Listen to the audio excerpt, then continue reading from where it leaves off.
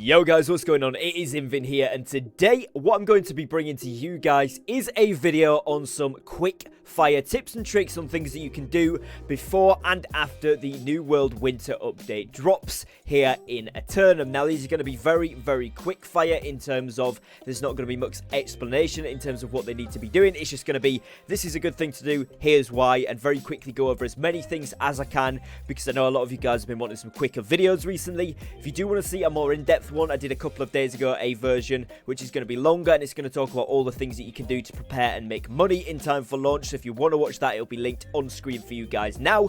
This video, however, is just going to be quick fire tips and tricks, the things that you can do to make the most of this update. Now before we jump into it, if you are new to the channel here, make sure that you're dropping a subscribe down below with the notification bell on, as I do upload every single day. So I would love to have you guys here as part of my channel community. And without further ado, let's jump into this one here. So the first things first is going to be obviously occurring level 60, and including with that getting your skills up to 200 where possible.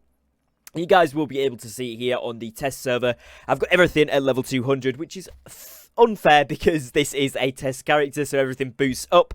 But on my actual main account, I've got kind of all of these gathering skills, except from fishing, of course, up to 200. And as you can see, they also have the new trade skill aptitude system. And of course, I've got some of the crafting and refining ones up to 200 as well. Each of those do have their trade skill aptitude containers available to gain 3 times per plus level. Now, the reason for this is really important, and the reason I would prioritize certain ones is as follows. When you unlock these trade skill containers, they give you stuff which is relevant to crafting, refining, gathering, etc. in general, and, you know, things that you can use, Azoth bottles, etc. But one thing that's going to be a priority is going to be doing something like Arcana, Engineering, armoring, or weaponsmithing, or indeed cooking. And the reason for that is that these trade skill aptitude containers can also give you recipes or schematics, which means that if you're doing one that requires those, you have a better chance of acquiring those schematics. Again, same goes for furnishing, so I would certainly recommend tapping into those ones first. Now, another really important thing here in Aeternum is actually going to be gathering some tier 5 resources, whether you want to do this before the update comes, or as it's coming up, or indeed once the update has dropped. It is entirely up to you. But as you will know, in any refining station now, you can make the tier 5 or the legendary rare material drops from your tier 5 nodes.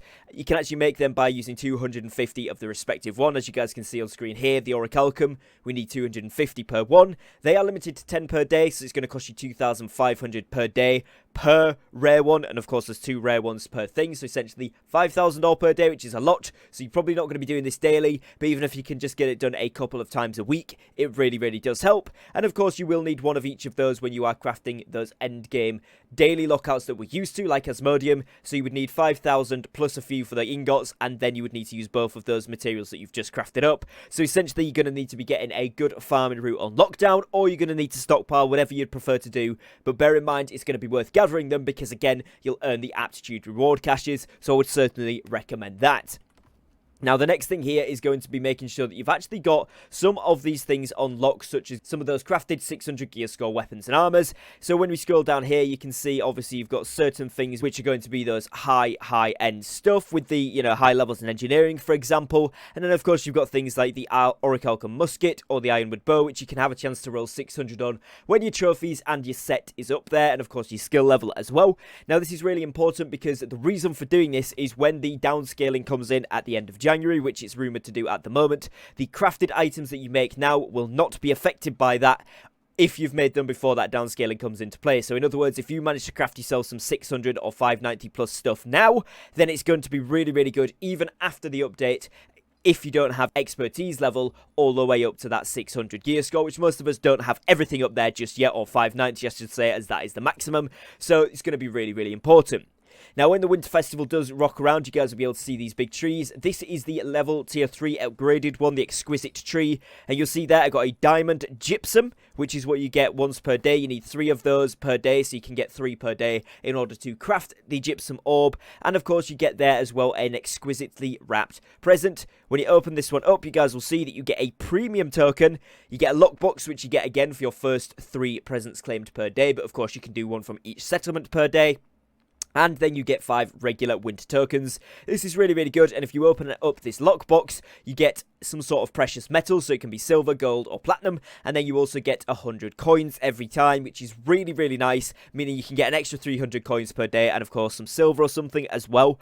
And of course, they either getting your premium or your regular winter tokens. Regular, anything under tier 3. So tier 1 and tier 2. And then once you get to tier 3, you get 1 premium winter token per day. And if you do want to make more of the premium ones, they do cost 25 of the regular tokens. So again, in 5 days time, you could have 6 tokens total just from opening the presents there, of course. But bearing in mind you can do that 3 times per day, you can get those pretty quickly even if you don't want to do the quests. And of course this is something you can do at the centre of the town with the upgraded project there, which is really, really cool. When you are going around your time in Aeternum, you will notice that there is parcels all over the floor which are going to be lost presents. You can go ahead and pick these ones up and you need 3 per winter token. They're very easily accessible, but they are global. So that means that if other players get to them first, they can pick them up before you and therefore they will get the presents. So you do want to make sure that you're on top of this as soon as you can be to make the most out of this event. Now, once this PTR session does come live into the live servers, as you guys will be able to see on the left-hand side of each of my slots here, I actually have my expertise level available, and with this being a fresh PTR character, they're all at base 515, but what I would certainly recommend doing in terms of when the nerf does come in terms of downscaling, is of course getting these up, and now at least you can see where you are and what you want to be doing. So, for example, you might now know that you need to get your hat up, as that is the lowest level piece of gear out of all of the ones you've got, but this will give you some sort of indication and will also determine how far away you are from getting those high-end drops. As we do know, once you get to that 580, 590 mark, that is when you can start to see some of the excellent 600 gear score drops, particularly when you get to that 590 mark, which is really, really cool. And of course, from the normal mobs, they're getting 600 drops. You can really get some good gear with some good perks on, so it's certainly something that you want to be pushing for if you are an end game player.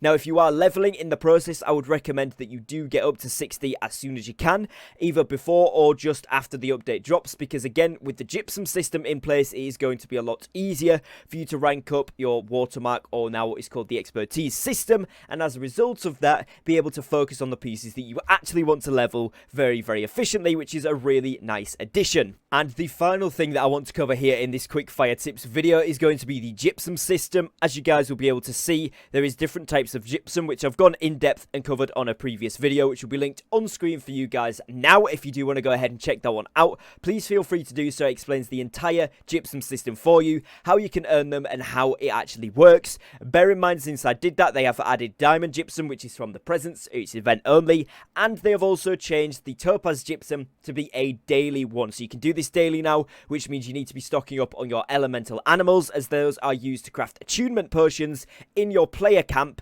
Right down at the bottom, if you scroll down, you can craft those once per day. They cost 1 of each elemental animal, and then you pop the potion, go around and kill mobs at level 55 plus, and they will drop the topaz gypsum for you. Now, the main thing to note from this is that you want to be crafting as many of these per day as you can, as they are on a 18-hour lockout once you've gathered enough gypsum for them, regardless of when you craft it.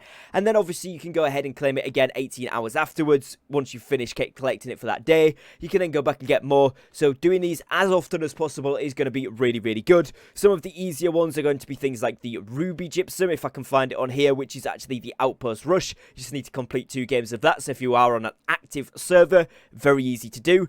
Another one is going to be the amethyst. This one here is clearing corruption breaches. What you need to do is clear 7 of them, open the chest, and you will get the gypsum for that.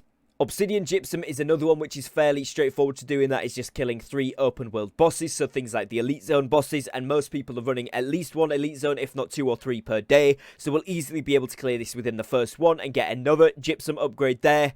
Sapphire is a little bit harder unless you've been stockpiling keys, in which case you'll be able to gather those, and so on and so forth. And that leads me on to the final point of the video, which is make sure that you are stockpiling materials for both arena keys and expedition keys, and you are making as many of those keys as you can, and making sure, if you haven't done so already, that your stone cutting level is up to level 200, as that is going to be vital going into this next update. That is because the expeditions offer one of the most reward sources in the entire game once this update comes out, followed by the arenas, which offer gypsum and expertise bumps as well, but also introducing the timeless shard system in expeditions, which is a guaranteed drop from the bosses, as well as the gypsum and the expertise bump, making it one of the most contested things in the game that everybody is going going to want to get in on. So make sure you're ahead of the curve, make sure you're on top of that, and you already have some keys crafted for when that does drop. So that is going to be it for today's video, guys. Hopefully you have enjoyed. If you have found this video useful and informative and the tips have been useful for you, please do make sure that you leave a like on the video for me today, as it really does help support me and my content here on YouTube. Other than that, guys, if you're new to the channel, like I said at the beginning of today's video, please do make sure that you drop a subscribe down below, as I do upload every single day, and it would massively help me out. I am trying to reach 12,500 subs by the end of the year, so if you could support me in that, that would be amazing. Other than that, guys, as always, thank you for watching, thank you for your time, and I will catch you tomorrow on tomorrow's video. As always, guys, take care and peace.